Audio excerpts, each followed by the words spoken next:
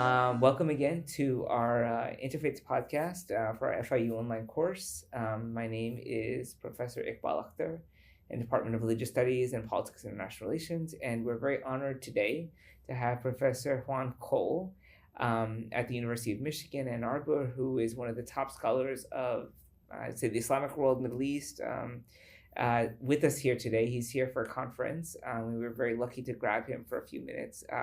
So I think let's get started. Maybe talk to us a little bit about your background and kind of how you got, maybe a little bit about kind of where you grew up and how what took you on this path. I know you went on a Fulbright to India eventually, but kind of what was kind of your early experiences that might have geared you towards kind of this type of intellectual journey? Sure. My father was in the U.S. military, and I grew up traveling. I went to 12 schools in 12 years, and we had 2 long tours in Europe, in France. And when I was a teenager, we had a posting a year and a half in Eritrea. It was then part of Ethiopia. Eritrea is a multicultural place. It's probably a third Muslim. It's a multicultural place, Eritrea, about 1/3 Muslim, 2/3 Christian. Okay. There were mosques, and you heard the call to prayer, and we had Eritrean Muslim friends.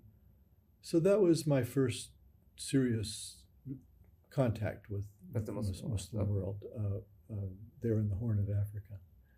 And then when I got back to the States, it was the late 60s, but still the 60s. Right. So, my generation was interested in spirituality, alternative states of consciousness. I read a lot about Sufism, for instance. So when I went to college at Northwestern, I majored in the history of religions. I was very interested in all the world religions, but especially, I would say, in Asian ones. So Islam and Hinduism and Buddhism were special interests of mine. And I began actually taking Arabic when I was an undergraduate. I was only 19 when I started. This is early for most Americans. Of course. Often they don't get to Arabic until they're already graduate students. Right. I think that was something that helped me, as I had an early exposure to it. So we had a wonderful program at Northwestern called the Traveling Scholars. It had been endowed by an alumnus, and I was able to, all of us, it was a competition. So you designed a research project. I had a friend who designed a project on Dickens's London. So he would go around to the places that were described in novels and to set it into context. So I put together a project on Christian-Muslim dialogue in Lebanon. After the Second Vatican Council, there was an encouragement by the Catholic Church of dialogue with the other religions. And the Second Vatican Council's documents about Islam are actually quite positive and talks about, from a Catholic point of view, it talks about the light of Christ being present in Islam, praises Muslims for honoring Jesus and Mary. It was a document you couldn't have imagined it a century before. So the church was encouraging Catholic intellectuals to engage with their Muslim counterparts. And of course, Lebanon was a perfect place for this. So there were a series of dialogue meetings, and some publications came out of it. Some high-powered Lebanese intellectuals were involved. So I had read about it, and I wanted to go and interview the principals, the participants, and I was able to get this grant from Northwestern to go. I had already started Modern Standard Arabic, but I didn't speak Arabic. I was doing it as a book language. But when I was in Beirut, I was able to take a class in colloquial Lebanese Arabic so that I could actually learn to speak the language. When I first arrived in Lebanon, I would say things from my Modern Standard Arabic. People would fall down laughing. It's like speaking Shakespearean English to someone. So I didn't know this at the time, but I was already set on a path because I had a friend in Cairo who was kind of a slacker, and I met him a few years later, and he was wearing a business suit and had a valise. And I said, "Dude, what happened to you?" You know, he was like a pothead originally. Okay. So he said, "Well, you know, we studied Arabic." I said, "Yes." He said, "You don't realize it at the time, but after a while, when you study something like Arabic, it's what you've got going for you." And so he had ended up being hired to teach Arabic as a second language. Okay. And this is what happened to me, is that, you know, scholarship runs along language lines. Exactly. And if you're going to be a scholar of Buddhism, then you would want to know Sanskrit and Chinese and Japanese and so forth. So since I had decided to learn Arabic, it's what I had going for me. Okay. Interesting. Okay. I mean, just kind of a tangent. That period where in the 60s where people were experimenting with different types of spirituality. I mean, it seems that there was a point in American history where Sufism actually was quite viable as kind of one of these sort of alternative pathways. I mean, I think what ends up happening, like Sufism, Hinduism, and Buddhism, it seems like they were some of the three biggest ones, I think, that were kind of like competing for the spirituality. And it seems like Buddhism eventually ends up winning as kind of like the main one, I think. But Sufism, do you feel that, did it not really resonate with Americans because of the inherent qualities of Sufism? Or do you think it was the geopolitics of like Iran and things like that kind of made it less appealing to Americans?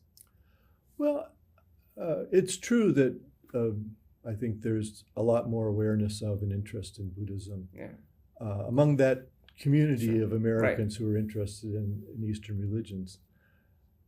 I don't think the Sufism ever really went away, though. Okay. I mean, there's a small minority of people who, I mean, of course, there are many immigrant Sufis, like the Senegalese are all Sufis and so forth. But there, among native-born Americans, there's a certain interest in it, even to this day. Okay. There are directories of Sufi organizations in all the major cities and so forth. But it's a relatively small phenomenon. You're right, compared to Buddhism, and I couldn't tell you why. I mean, you know, this is one of the problems in the history of religions, is that we know things change, but people don't typically write in their diary the reasons for which they have made these changes. So I think that would be a big research project to do the interviews. And of course, we're trying to answer a negative. Exactly. Why it didn't happen. Exactly. So you spent this time in Lebanon looking at Christian-Muslim relations. I mean, what were some takeaways from that experience? What did you notice or understand, or kind of what were the challenges that Vatican II presented to the relationship between Jews and Muslims? I mean, between Christians and Muslims. Christians and Muslims in Lebanon. Well, you know, in Lebanon, religion was very siloed. Right. And even I found, to my amazement, that I knew much more about Islam than most Christian Lebanese did. They don't talk to their Muslim neighbors about religion. So then they're ignorant. And like the Lebanese Muslims often didn't know very much about Christianity. That was why the dialogue movement was useful. So that was one of the takeaways, was how siloed people can be, and how ignorant they can be even of a reality that's lives across the door, across the hall from them. But I mean, that's what I've learned generally, I think, in terms of like my own research in Africa and other places, is that you have very ethnic, multi-religious societies, but people simply do not talk about religion or really engage theologically at all. And I think that's a very modern phenomenon. I think that really comes out of kind of the modern interfaith movement. This idea that you can actually talk about your religion to other people in a way that is also not proselytizing, because I think that's another way that Muslims have kind of dealt with Christianity, is that like, okay, well, they're just trying to convert me, or, but actually just being able to understand so that you have a more harmonious sort of world, right? And a better understanding rather than just prejudice, That's right. Yeah. Another takeaway was that as I did my research on this dialogue movement, I found I was hobbled by not knowing enough history. Okay. I needed to know more about the history of the Maronite Church, for instance, and the history of Islam. So I spent a lot of time reading history. That hadn't, I was a religion major, so it hadn't originally occurred to me. Focusing more on the theology. And and then I liked reading the history. Okay. So it was one of my transitions to being a historian. Yeah. So talk a little bit about that transition. Well, I think the nail in the coffin was the Lebanese Civil War. Of course.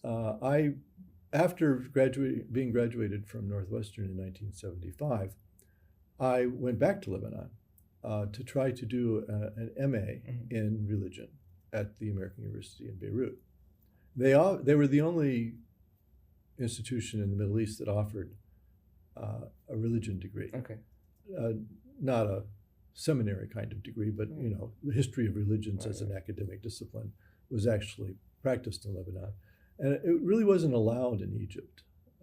There was opposition from some of the more hidebound clerics to the whole idea, but when I got to the campus, the war had broken out, and there was a big battle for control of the hotels downtown. You know how in the old World War II movies they talk about the need to take the hill? Right. So it's because it's high and you can dominate the surrounding area from it, set up mortars and so. The same thing is true of tall buildings in modern urban warfare. So they were fighting for control of these tall buildings. It was nice tourist hotels, and they gradually looked like Swiss cheese. They had holes in them. You could see this happening from the campus of the American University in Beirut. It's up high, and you could look down on this. You could see the trails of the rockets and so forth. So they called us all together and said, "Go away. The university's not going to open this year, and we might see you next fall if things settle down." I went to Jordan for a while and then applied to the American University in Cairo. I saw the writing on the wall that Beirut it's not going to end anytime soon. Beirut was not going to settle down. And so I went to the American University in Cairo for my MA, and I was determined to do an MA in the area because I wanted to get my Arabic near native fluent, and you can't do that very easily in the United States. And in addition to which, I was reacting against the American academic tradition. People would go and do a 9-month Fulbright someplace and come back, and then they would be an expert in that for the rest of their lives, and they would mostly live in the United States. I wanted to know the ins and outs. I wanted to get deep. So I ended up living almost 5 years from the time I went to Beirut at first until I finally came back to the United States in the region. So I did an MA in Cairo, and they didn't have a religion program. They did have a history program. So I moved to history. I worked on kind of Muslim reformers of the 19th century, but from a historical point of view rather than a theological one. And then when I went to UCLA, I'd already gotten some training as a historian. I had started to think of that as my discipline. I also have to tell you that I reacted a little bit against the disciplinary underlying ideas of the history of religions as I was taught it as an undergraduate. We were under the shadow of the University of Chicago. And philosophically speaking, it was the phenomenology of religion that was ascendant. which is a little bit ahistorical. Yeah. You know, it was all about myth cycles and things like that. First of all, it wasn't very relevant to Islamic studies. Mostly, you know, it developed out of Hinduism and Christianity and Buddhism. And I don't know what myth cycles are there in Islam. I mean, that's silly. But then also, phenomenology seemed to be kind of detached from concrete reality. And I became interested in the way that history is researched, and the use of archives and personal papers, and getting deep into the details of a person's mind and thought at a level that I think the phenomenology doesn't allow. So I think also just personally and philosophically, I moved to being a historian. Okay, that's very interesting. Then you ended up going on a Fulbright. Well, when I went to UCLA for my PhD work, and I had gone back to Lebanon, by the way, in the meantime, and I worked for a newspaper there. Because we thought the Lebanese Civil War might be over in '78, and then it wasn't. Yeah. So I was working for this newspaper. Sometimes we couldn't put the paper to bed because the Syrian artillery had knocked out the electricity or things like that happened. And so I could see there wasn't a future for me as a newspaperman in Beirut. And I went to UCLA to do a PhD. But when I was in Beirut, it was during the Iranian Revolution. And the Iranian Revolution was a local story in Beirut because it has a large Shiite population, and the Shiites mobilized. And so our newspaper covered these kinds of things. And I was working mainly as a translator for the newspaper. I would take the Arabic wire services and put them into English. So I followed the Iranian Revolution very closely and its local reverberations in Lebanon. So I initially went to UCLA because it had the best Iranian studies program in the country. And I was going to do my dissertation on Iran. And that was perfectly plausible. Even after the revolution, in the summer of 1979, a lot of American academics went to Iran for research. And relations between the two countries weren't at a nadir. Then the hostage crisis happened. And these guerrilla groups took American diplomats hostage. And it was a crisis for next year and a half. Well, no embassy, no visas, no diplomatic relations. I couldn't do research in Iran. But I had done a lot of background research towards a dissertation on, what I was interested in was the rise of the Shiite clergy as a ruling class. As where does that come from? Because there isn't any other modern country where the clerics came to power. There have been places like Franco's Spain where they were very influential, but to seize power. Seize power as a group in the same way that the military seizes power. That seems strange, and I wondered if there's something about Shiite traditions that helped to explain how it could happen. So I was reluctant to let go of the subject. And I thought, well, maybe I can do it as a manuscript library project. So I went to the manuscript library catalogs. As I got over into the India catalogs, I discovered, I was ignorant about this at first, I discovered that there had been Shiite kingdoms in India, Shiite-ruled kingdoms in India, between the fall of the Mughals and the rise of the British. And the manuscript catalogs demonstrated that these Shiite-ruled kingdoms had generated a lot of writing, they gave patronage to clergy to write things and so forth. And the manuscripts were sitting there. And I went to the secondary literature. I couldn't find anything about it. It was not in the literature. There was an unknown subject. Well, that's what you want as a PhD student.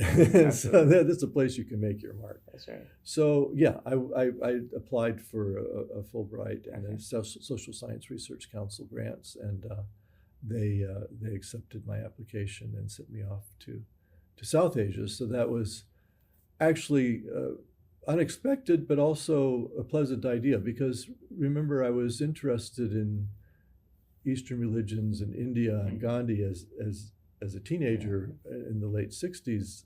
So there was a mystique of India, and I hadn't thought about being able to combine my interest in the Middle East and Islam with an interest in India. But here was the perfect opportunity. So I went off to Lucknow in Uttar Pradesh and made contact with the local Shiites. Some of them were at the university as professors, and so they could understand what I was doing and was interested in. And they just opened their hearts to me, and more importantly, their libraries, and including manuscripts. Now, I was from a generation of scholars of Islamics and the Middle East who were impatient with depending mainly on French and British archives for studying the modern period as your sources. And it hadn't really been known, I think, in the 60s, to the degree to which a very rich manuscript tradition survives. And it's only a small proportion of it ever was printed, but you could find these handwritten books produced in 1750 and 1790 and 1830. And since they're often unique, there was no copy of them made, you had to go to where they were held in order to use them. And so I was not alone in this. There were Peter Gran and others were beginning to use these kinds of materials and to make it known that they existed. And so I was able to write my dissertation primarily out of these primary sources written by Indians, often in Arabic and Persian, which mostly Indians don't read Arabic anymore. They know to recite the Quran, but they wouldn't read a book in it. And so I was doing things that even local scholars maybe wouldn't have done. And I was able to write a history of the of Shiite religion and religious practices in North India in the 18th and 19th century. And while historians had treated this period in this place, they'd mostly treated it as a chess piece in the British conquest of India, and it was all about diplomacy and economics sometimes and so forth, but an intercultural history of the Shiite practices in India, some of which were, in dialogue with Hindu practices and so forth, had not been done. So that was my dissertation. It turned into my first book, and it got me the job at Michigan and laid a foundation for my career. Wow, yeah. I mean, your work is like really, at least in English, is groundbreaking in terms of being able to show that, because I think people in South Asia knew that not only were these Shia kingdoms important, but they were also, in a way, kind of part of the creators of the high culture of Muslim, society, right? And the Shias especially, like, having an important part to play in that. It's very, very interesting. So then I'm interested in kind of like in terms of how you go from your more teaching kind of historical work to the more public-facing work that you kind of shifted to eventually. What took you in that direction? Well, because I had done this MA in Cairo, and I had lived in Cairo in the 70s, and then I did the PhD work in India and Pakistan. I lived on the terrain on which the components of Al-Qaeda grew up.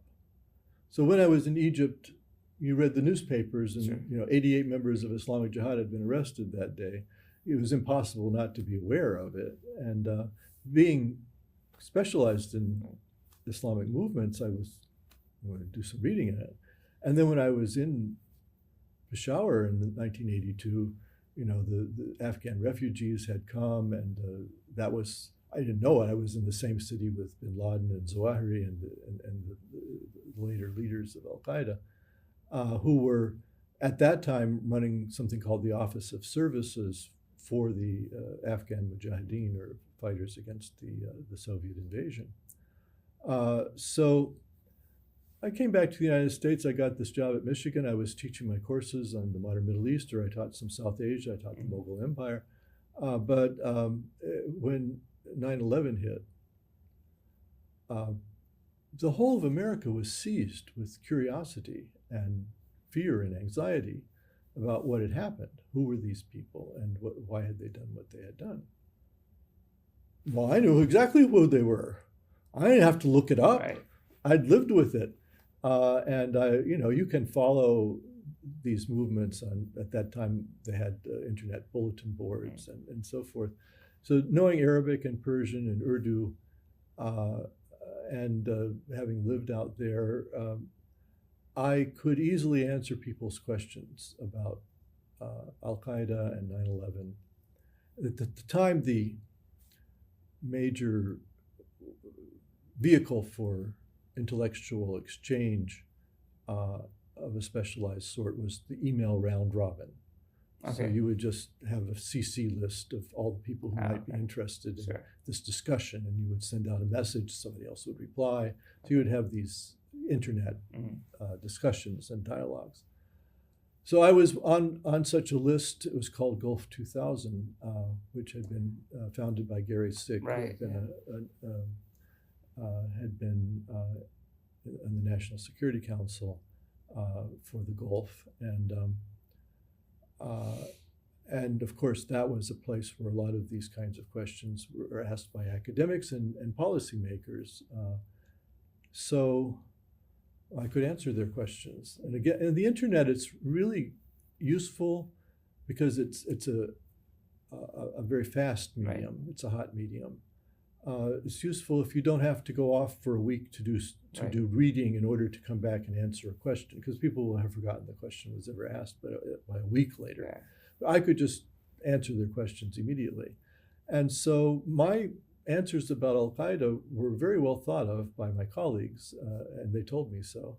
And although that list was supposed to be internal to the group, in fact, people would forward it to other people. I would start to get fan mail from Denmark, and I liked your posting of October 7th and so forth. So then people would start writing me for back issues. And at the time, we used Microsoft Outlook, most of us, for emails. It didn't have a search engine.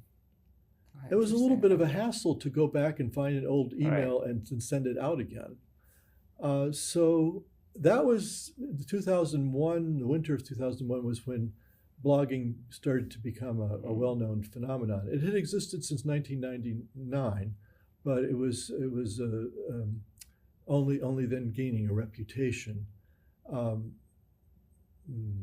Andrew Sullivan was a prominent journalist who had started a blog, and there wasn't very much serious content still in the web blogs. A lot of cats. So I thought, well, I'll start a blog, and I can just archive my email messages there because I consider them public. And then when somebody comes looking for a back issue, I can just give them the URL. It would save me a lot of trouble. So that's in the spring of 2002. Okay. I started putting things up at this weblog. In the old days when the internet first emerged in the early 90s, the internet is different from, or the World Wide Web, I mean to say, when the World Wide Web first emerged, the web is different from the internet. I mean, the email can be the internet, but the World Wide Web has pages. Right. And initially they were just index cards, and you couldn't scroll, and you couldn't really do anything but to write on the index card and display it. And the only movement you could have was a hyperlink, so you could link that index card to other index cards. And every time you put up an index card, you had to do what is called file transfer protocol. You had to design it and put it up manually, upload it manually. And then it would be a standalone document, only linked to other documents by the hyperlink. So you could go sideways, but you couldn't go up and down.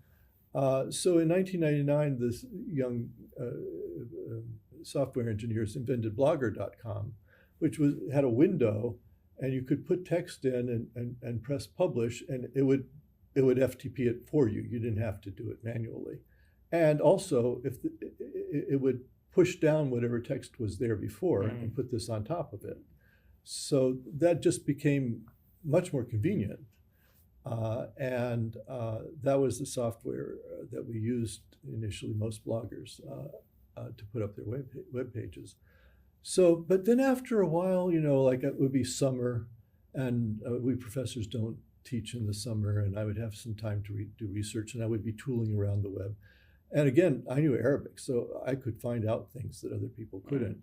And if I found an interesting article about Al-Qaeda and its history, I would translate it and put it at the website. So I started making original entries. And the website, 50 people would come a day, or 75 or whatever. Initially, it was a small thing. And then Bush decided to invade Iraq. And those Shiites that I studied in India went on pilgrimage to Iraq. And there was a lot of back and forth between Iran, Iraq, and North India at that time, because India, the Indian Shiite kingdom of Awadh that I studied was rich. And so there was patronage and pilgrimage and so forth. So 2 chapters of my dissertation were actually set in Iraq. I knew who the Iraqi Shiites were. I knew who the grandparents were. And when Bush decided to go to Iraq, I was able to talk knowledgeably about Iraqi history and society. And then once Saddam fell, the Iraqis put up like 200 websites. And then some of them were city oriented, so you could read local news, what was happening in a particular neighborhood. There was no censorship, so I could find out almost anything. A high-ranking U.S. general once wrote me in that period and said, "How do you know these things?" So apparently I was doing a better job than his intel people. And so I blogged Iraq, and once Bush decided to go to war there and send U.S. troops there, you figure he sent 100,000, 120,000 troops. Each of those has family, they have friends. That's a big constituency of people who really want to know what's going on over there, because they're interested in the fate of their loved one. In addition to which, it was a national project. Bush promised the Americans he was going to turn Iraq into a beacon on the hill. They became emotionally invested in Iraq. It's so funny now if you think about it. We just had elections in Iraq last October, and I don't think the American public even knew that it happened. But in the early zeros, that's the kind of thing they were focused like a laser on. So at the time, the blog technology was such that you would have a side panel in which it was called a blog roll, in which you would recommend other sites to your readers. And so people who had a weblog that was in any way related to foreign affairs would suddenly put my weblog in their list as a hyperlink. And so when people finished reading an article on that site, they would go to the weblog, the blog roll, and click and come to me. And then there were some mega bloggers, people who had a big following, who would link to me. I woke up one morning and I had 60,000 hits. And in April of 2004, at the height of the struggles between the Marines and the Mahdi Army, I had 1 million hits that month. I'd never had 1 million of anything. So, and then they called me on public television, the NewsHour, and even on cable news more generally, CNN. I even once went on Fox. The people were interested in what I knew. The Senate Select Foreign Relations Committee, then headed by Joe Biden and Dick Lugar, called me to testify because they couldn't get the Bush administration to tell them what in the world was going on over there. So I gained a certain odd sort of celebrity. I actually was recognized in restaurants in D.C. and I can remember I was in Minnesota giving a talk, and I paid the taxi by credit card, and the young man looked at it and he said, "Oh, you're the Juan Cole?"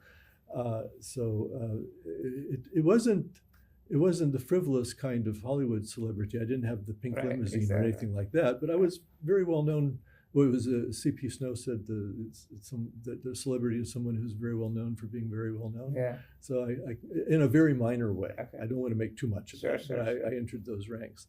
But it was because the country wanted Right. It was the knowledge interesting, that I had. They wanted the analysis that I had. And I consulted with the government. I'd been against the Vietnam War and I marched against it. But with Al-Qaeda in Iraq, I thought the Iraq War was a bad idea. But I also wanted a soft landing for everybody. And then I really, really wanted to help do whatever I could to destroy Al-Qaeda. Yeah. So the government called me to consult. I went and told them what I knew. I thought, well, I'm a public intellectual. Sure. The people of Michigan, for whatever reason, pay me to tell the public these things. So the government is part of that public. So I was willing to talk to other experts in DC and share that knowledge. So I kept expecting this to be a 1-year adventure and to be over, but it lasted really until COVID. Okay. The people were interested Right. in Iraq, and then ISIL arose, and Of there was course. that. Yeah. So there was sort of 20 years there where a big chunk of my career was It's a pretty big, was, pretty big impact. I think. telling people about Islam in the Middle East, Yeah. and then I found that there was so much Islamophobia in my comments, and as hard as I tried to inform people, I couldn't always get through.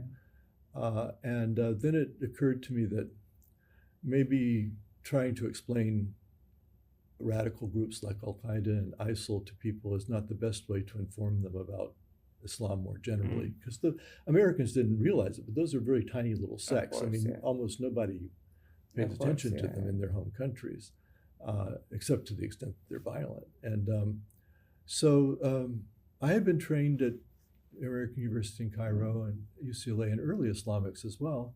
So I decided to write a book about the idea of peace in the Quran. As far as I could tell, there had not been such a book. Pretty amazing, yeah. But I find concepts of reconciliation, peace, moderation, and dialogue are throughout the Quran. Of course, Muslims know this, but the Western public, including the Western academic public, I think mostly didn't know it. And so that became my project from the middle of the last decade. Was I wrote a book about Muhammad and peace. I wrote a book about, I edited a book about peace movements in Islam, in which we looked at a whole range of them. There's a lot of peace movements in Muslim societies, Exactly, but people don't think about them Yeah. that way. They know about them. You know, they had that horrible genocide in Bosnia, but after it was over and you had the Dayton Accords, there were Muslim women who formed organizations Exactly, to right. work for conciliation with their Serbian neighbors and so forth. And there is a literature on this, Right. but it's not in people's consciousness. Yeah. We're ending, we're nearing our time to end, but I am interested in kind of what is your, I mean, you've had such a varied career in terms of the work that you've done. I mean, what are kind of the main takeaways that you would want, say, students who are interested in kind of learning more about either interfaith dialogue or kind of the Middle East more generally, what are some of the key learnings that you think that people just should know about the world, especially as we see it kind of things unfolding today? With regard to the first part of your question about studying Islam, its history, its thought, you know, the Victorians in the 19th century developed this notion of what they called the enlargement of the self. It was very common for people to go on vacation to Italy, for instance. Sure. And we now do this routinely, but in the mid-19th century, that was, you know, a boat ride. Pretty big deal. And mostly rich people did it. But also, we don't think about this, but they were pretty hardline Protestants, and they were going into a Catholic environment, and the churches were gaudy from their point of view and so forth. But then they would be exposed to this wonderful Renaissance art. And George Eliot, the novelist, who was a woman, but she wrote under a man's name, she talked about her trip to Italy and the way in which it was an enlargement of herself, of ordinary life, she called it. And so this was a whole concept in that period. And of course, it was a time when the Victorian world was sticking its fingers all over the world, but also the intellectuals and the cultural figures found beauty in these other cultures in a way that maybe the administrators did not. Exactly. So, the district commissioner of such and such place in India may not have fully appreciated the richness of the culture of the people that he was ruling over. So that enlargement of the self, of the ways in which you can become, that you can widen your horizons and deepen your understanding, that's something that's worth gold. And learning another language, another way of expressing yourself, understanding the concepts, because the world looks different when you know another language. Exactly. There's even an Arabic proverb, Kulu lisanin insan. Every language is a person. Right. It's like when you learn a new language, it's like you have a new personality incorporated Absolutely. into yourself. And although, as you say, there may be a lot more public interest in the history of Zen Buddhism or something like that, those Sufis in Islam are really interesting people, and they have fascinating stories to tell. Not only, we think about religion as sermons and homilies, but they like to tell tales, I mean, folk tales kind of thing, but with a spiritual import. And they have very large books full of these stories, and they're more spiritual kinds of stories. They're not like the 1001 Nights, which are also very interesting. But anyway, I think that the study of that kind of literature is very rewarding in its own right, and it gives you spiritual insights that are useful in facing life. With regard to geopolitics, I mean, I don't think I have to really make a strong pitch for that. We don't understand the Middle East, but we rampage around it like an elephant in a china shop. And I have been both pleasantly surprised and deeply disappointed by my interactions with officials in Washington, because some of them were really on the ball and knew their stuff. A very large number of them were completely ignorant of the places that they were trying to run. I think that's unadvisable. I think if the U.S. public is going to go on having things to do with the Middle East, the public needs to get up to speed and do the reading and investigate. Well, thank you so much, Professor Cole. It's Thank been you, an honor and a pleasure. Yeah, thank you.